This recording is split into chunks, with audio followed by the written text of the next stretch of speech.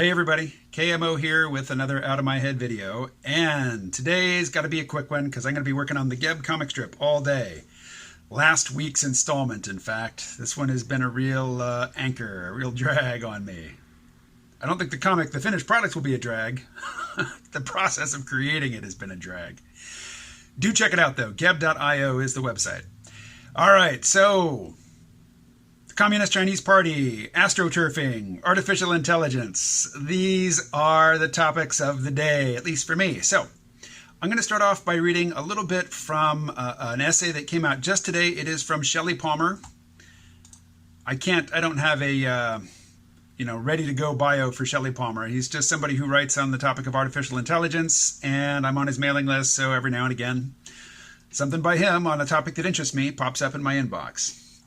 So Shelley Palmer writes, "We have entered the age of personalized politics, and it is very important for us to understand what that means. In practice, there are as many candidates in the 2020 presidential race as there are voters with online access in the United States." Huh? What? There's hundreds of millions of candidates? That seems unlikely. What is he talking about? "Every candidate is a customized persona created specifically for us by a complex set of algorithms that very few people fully understand. This means we are all test subjects in an unprecedented socio-political experiment that, quite frankly, scares the hell out of me." I think I see where he's going with this. Actually, this is not a cold reading. I know where he's going with this, but let's continue. "AI is empowering each candidate to present themselves as if that candidate were speaking to us one-on-one. This has always been possible in small groups or at political rallies, but no politician in history has had the ability to speak to every individual voter one-on-one. Human politicians still can't, but their AI-generated political avatars can. And frighteningly, these AI-generated political avatars know more about our real hopes and dreams than any human candidate ever could. Where does XYZ candidate stand on universal health care, reproductive rights, tax reform, the environment, gun violence prevention? Ask 100 million people and you'll get a 100 million answer informed by customized messaging. This is truly new. Here's how it's done."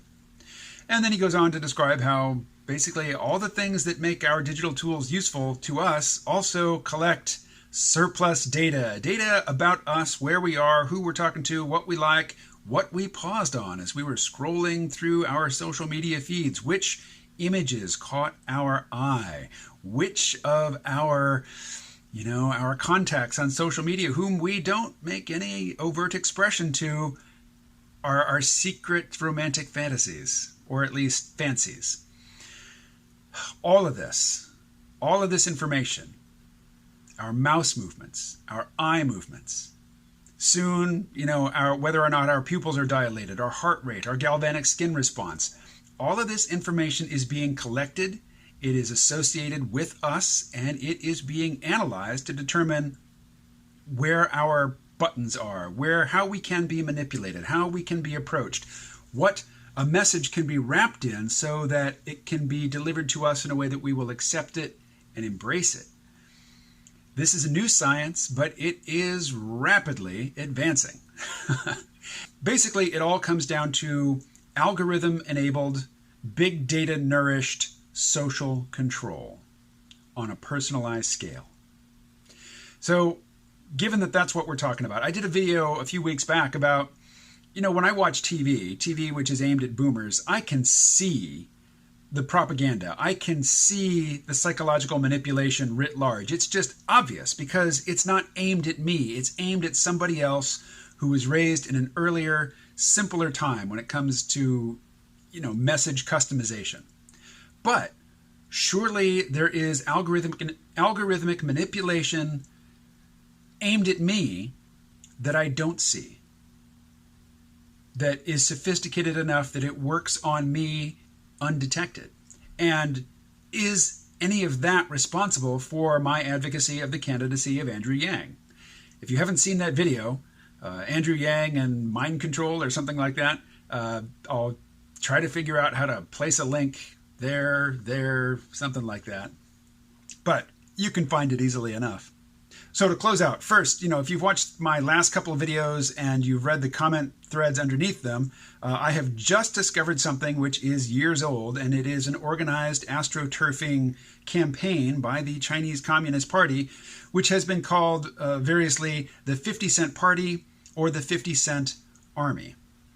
And what does that mean? It means the people who are entering into seemingly organic social media conversations and injecting a pro-Chinese Communist Party message are getting paid by the message, about 50 cents. Whether or not that's true, I couldn't say. Probably it's not true in all cases. But as far as I can tell, just from the limited research I've done on this, and I just discovered this idea yesterday. It may even have been less than 24 hours old in my consciousness. It seems like there's maybe a few tens of thousands of people to as many as a couple 100,000 people paid to do this sort of work. And I think maybe some of them are commenting on my videos, but I can't say for sure. And I'm not laying that accusation against anybody in particular, although I have my suspicions. So, with that in mind, I want to play just a short bit of audio. This is from a YouTube video where the author Ian Bremmer, talking to a small audience about his book, Us Versus Them, I think it's The Failure of Globalism. He is on stage with Kevin Rudd, the former Prime Minister of Australia, and he took a question about AI. And here is part of what he said in response to that question. Right now, there are two countries in the world that are fighting a war over AI. It's the U.S. and China. There are a bunch of companies. Some of them are private sector U.S., some of them are state-supported in China. But I will tell you this. If the Chinese win the AI war, decidedly win it, that's probably the end of the liberal democratic model as a globally sustainable political ideology. I'm willing to say that. All right, so there we go. If China definitively wins the AI race, then liberal democracy as the default assumption for international political norms is over. That's not to say that everybody will live under the thumb of, AI-enhanced Chinese security services, but a heck of a lot of people will, and not all of them will be within the borders of the country of China.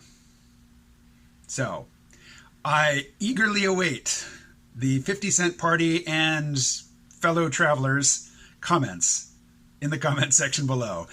In all likelihood, you, the person watching this video, are not paid by anybody to represent a particular point of view online and in comments like these, and you are the person that I'm most interested in hearing from.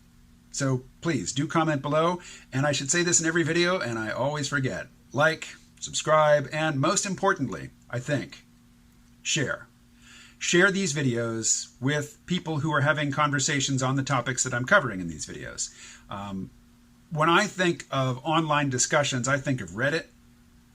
But I know a lot of people use Twitter for trying to discuss complex issues, and it seems like, I don't know, it seems like trying to draw with a bar of soap, but whatever. If you encounter people trying to use Twitter to have complex conversations on any of the topics that I cover in these videos, please direct them to the appropriate videos. All right, thanks so much. I will talk to you again tomorrow.